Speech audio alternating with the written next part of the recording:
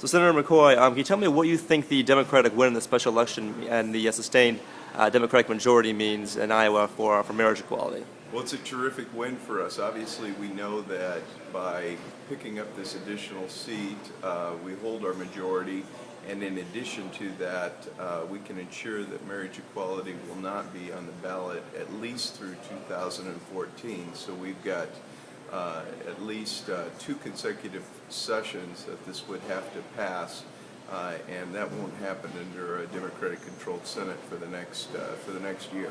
But do you think that the next makeup of the legislature, could that next makeup threaten marriage equality in Iowa? Absolutely. I think we've got a terrific battle with our leader, majority leader, Mike Gronstall. We're very concerned that he win re-election as a Democrat. He's personally worked with us to hold up control of that issue. In addition to that, we've got to make sure that we win some of those key seats that have allowed us to hold on to a majority. So we need to have a very strong Democratic year across the board, and so that from the very top of the ticket on down, we're going to need a strong ticket. Do you think we'll hear more about marriage from the Republican presidential candidates as we get closer to the caucuses? I think so. I think that they've done an artful job trying to dodge it a little bit. Their own polling is indicating that this issue is being more accepted widely among the public, and as long as that continues to occur, that is going to be a major problem for the Republican presidential candidates, because as they take those extreme positions on those issues, people are becoming more and more disenfranchised with them, especially independent voters. And what's your prediction for what will happen with those caucuses? As a Democrat, do you have any particular favorite? Well, as an Iowan, I've had an opportunity to see them all come through, and the circus is definitely in town. Let me tell you, I think that right now I have to take my hat off to some of the non-traditional candidates that running the caucuses. I think Ron Paul is doing very well in Iowa, much better than is indicated in the polls. I think that Santorum has a base of support among evangelicals, and I think Bachmann has a base of support. I think that there is a very strong anti-Romney or anybody but Romney attitude. And Gingrich has a pretty strong hold among some of the more traditional Republicans that are less evangelical based. So I would say overall it's a toss-up. It's an early test in January. We're probably less than 4 weeks away from actually knowing where Iowa's going to come down on that issue. But at this point, I would say Romney is still not faring well in Iowa, and that's a problem for him. Mm-hmm. Well, who do you want to see as a Republican nominee, as a Democrat? I think Obama can beat any of them. I believe that for obvious reasons, I think that Gingrich makes a better nominee for Democrats to beat.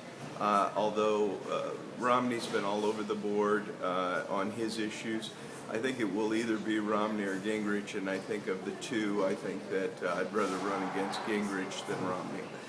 Now that Iowa has marriage equality, what do you want to see next in terms of LGBT rights for your state? Well, there's a couple of issues that I'm working on right now. One of them is related to adoptions and for gay parents having the opportunity to just simply list their name as parent 1 and parent 2 on the birth certificate, as opposed to mother and father.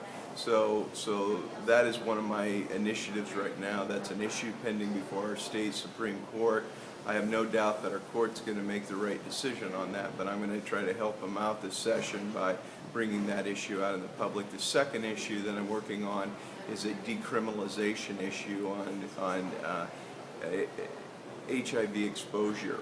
We have stigmatized HIV as a disease that's a communicable disease and put a criminalization with it that has unfortunately had the consequences of more than 36 people having charges filed against them in the state of Iowa of what could become a Class B felony if they're convicted, with $21 million a year in actual costs associated with that. So one of the things I want to see us do is treat HIV exposure, HIV transmission as we would treat any other communicable disease, and not stigmatize it among LGBT folks, saying, you know, it's their disease. It's all of our disease, and we need to treat it with prevention, education, and outreach. And that's one of the initiatives I know the AIDS World Day that they're trying to reach out to people and really help bring the prevention, education, and outreach back into our channels. And so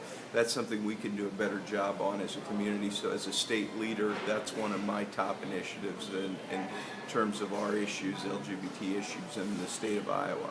And what about your plans for yourself? Do you have any plans for running for office outside of the legislature at this time? You know, I just received an opportunity to chair the Commerce Committee. I'm also chairing the Infrastructure Appropriations Committee, and I'm Vice Chair of the Appropriations Committee in the Senate, which means I've got a lot of opportunity to do a lot of work and make a lot of decisions, and right now that's a great place to be. I can't imagine anything else in my life right now, but in the future, obviously, I want to keep the doors open. I'm a fairly young person, and I see the future is bright for LGBT leaders in the future, and so I hope there'll be a place for me to serve, and I hope there'll be a place for other LGBT out elected officials to play a role in their state and national government in the future.